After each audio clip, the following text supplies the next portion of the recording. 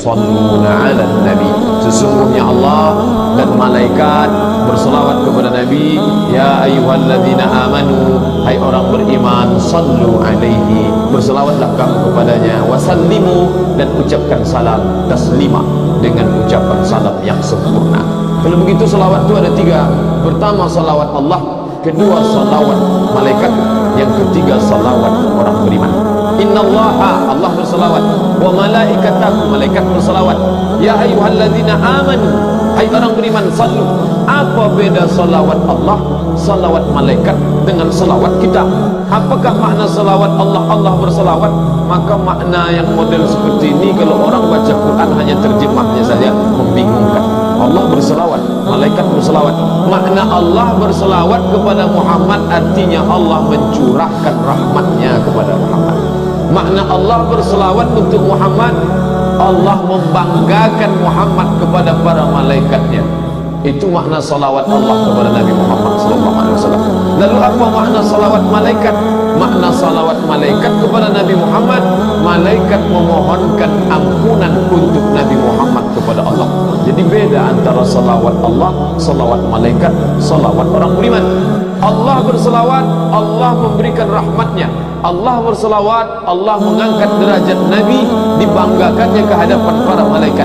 Malaikat berselawat, malaikat memohonkan ampunan untuk Nabi Muhammad kepada Allah Ta'ala. Orang beriman berselawat, maknanya dia mendoakan Nabi kepada Allah Subhanahu Wa Ta'ala. Orang yang tak faham, lalu dia pun heran. Katanya Nabi Muhammad itu orang yang paling utama, Sayyidul Anbiya wal Mursalin. Apapun yang dia mau akan diberikan Allah. Wala sawfa yu'tika rabbuka fatarda. Apapun yang kau mau akan diberikan oleh Tuhanmu ya Muhammad. Kalau memang dia orang yang hebat, terpuji, derajatnya tinggi, mengapa kita mendoakan dia? Kalau begitu Nabi itu butuh doa kita. Kalau begitu dia perlu doa kita, mengapa kita doakan dia? Allahumma salli ala Sayyidina Muhammad wa ala ali Muhammad. Makna kita mendoakan Nabi, bukan Nabi butuh doa kita, tapi kitalah yang perlu dengan doa itu. Ketika orang Islam berselawat kepada Nabi, Nabi sebesar ujung kuku pun tak butuh pada selawat kita, karena dia sudah dijamin Allah Ta'ala, dia tak berdosa, dia maksum, dan dia dijamin masuk surga. Bahkan dia orang pertama memberi syafaat, surga tak dapat dimasuki orang sebelum Muhammad SAW. Lalu apa makna kita berselawat kepada dia? Ketika kita berselawat kepada Nabi, sesungguhnya kita ingin mendapatkan manfaat dari selawat itu, bukan manfaat selawat itu untuk Nabi Muhammad SAW. Apa janji Allah Ta'ala lewat lisan Nabi Muhammad? Man shalla alayya salatan, siapa yang berselawat kepadaku satu kali, sallallahu alaihi biha asyra, Allah balas 10 kebaikan.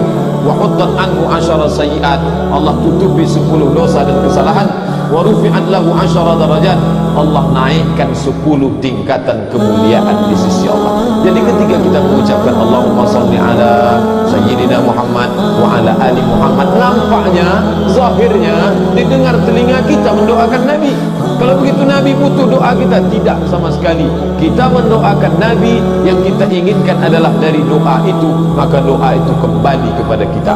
Janji 30 dalam satu hembusan nafas salawat mulut kita. Allahumma salli ala Sayyidina Muhammad wa ala ali Muhammad, sekali 30 balasan yang diberikan Allah, 10 kebaikan, 10 kesalahan ditutupi, 10 derajat diangkat naik kepada Nabi SAW. Bapak dan ibu yang dimuliakan Allah SWT, ketika ayat ini turun, ya ayyuhalladzina amanu sallu alaihi wa sallimu taslima, mengucapkan salam, mereka tahu bagaimana cara mengucapkan salam. Assalamu alayka ya Rasulullah.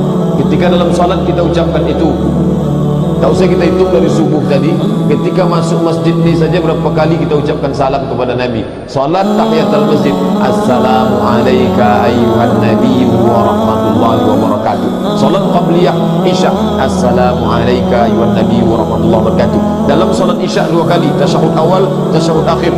Setelah itu ba'diyah 5 kali kita mengucapkan salam, baru dihitung saat kita masuk salat isya saja. Lain kalau salat maghrib, lain lagi salat asar, lain lagi kalau hitung dari subuh. Banyak kali kita ucapkan salam kepada Nabi. Lalu sahabat bertanya kepada Nabi, kaifa nusalli alaika ya Rasulullah, bagaimana kami mengucapkan salawat kepadamu? ucapan salawat tak dibuat-buat, tapi Nabi yang mengajarkan. Itulah makna wa anzalna ilaika dzikra, kami turunkan Quran ini kepadamu ya Muhammad, litubayyina linnas, engkau yang menjelaskannya kepada manusia. Quran hanya menyebutkan ya ayyuhalladzina amanu, hai orang beriman, sallu, berselawatlah kamu. Mana bunyi salawatnya? Tak ada. Jadi kalau ada orang ingkar sunnah, tak percaya hadis, saya tak mau pakai hadis, itu orang kafir. Kenapa? Karena dalam Quran tak ada bunyi salawat, tak ada bunyi salat. Dalam Quran hanya disuruh perintah salat. Bagaimana cara salat? Dijelaskan hadis. Bagaimana cara bersalawat? Dijelaskan dalam hadis. Dalam Sahih Bukhari bunyi salawat, Allahumma salli ala Muhammad wa ala ali Muhammad kama sallaita ala Ibrahim wa ala ali Ibrahim innaka Hamidum Majid. Allahumma barik ala Muhammad wa ala ali Muhammad kama barakta ala Ibrahim wa ala ali Ibrahim innaka Hamidum Majid. Apakah salawat hanya dipakai yang ada dalam hadis saja? Salawat terbagi dua, satu salawat maksur yang ada dalam hadis, satu salawat ghairu maksur yang dibuat oleh para ulama.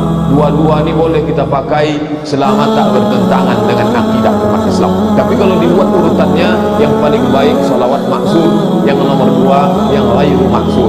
Mana contoh yang tak maksur, tak ada dalam hadis, yang dibuat ulama? Allahumma salli ala sayyidina Muhammadin salatan tunjina biha min jami'il ahwali wal afat wa taqdilana biha jami'al hajat. Itu salawat yang tak maksud, tak ada dalam hadis, dibuat oleh ulama. Tapi yang ada dalam hadis seperti Allahumma salli ala Muhammadin nabiyil ummi wa ala alihi wa sahbihi wa sallim. Apapun bentuk salawatnya, selama di dalamnya terkandung unsur salawat dan salam, maka layak kita amalkan dan mendapatkan balasan Allah Subhanahu wa taala.